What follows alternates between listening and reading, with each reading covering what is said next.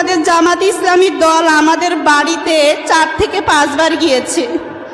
কই এমন কোনো দলকে তো দেখি নাই।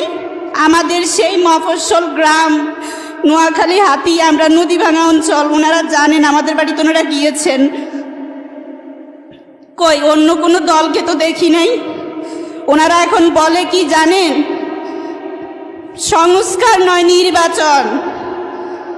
ওনারা এখন এটা বলে, আরো বলে কি সংস্কারের নামে নামে নির্বাচনকে দীর্ঘায়িত করা। আরে আপনারা নির্বাচন পেতেন কোথায় যদি এই শহীদ যারা হতো না তাদের বিচারের কথা তো আপনারা এখন আর বলেন না। তাদের বিচারের কথা বললে বলেন সরকার আছে। কই সরকারও তো এখন কোনো সিদ্ধান্ত নিতে পারছে না। এখনো যে শহীদ যারা হয়েছে তাদের রাষ্ট্রীয় স্বীকৃতি পর্যন্ত আপনারা দিতে চান না। আপনাদের এত বিরোধিতা কিসের তাদেরকে রাষ্ট্রীয় স্বীকৃতি দিতে? আপনারা এখনো লাইভে এসে বলেন যে রাষ্ট্রীয় স্বীকৃতি দরকার নাই। আপনারা তো দিব্যি বাইরের রাষ্ট্র থেকে 5 তারিখের পর থেকে দেশে ফিরছেন সবাই নির্দ্বিধায়।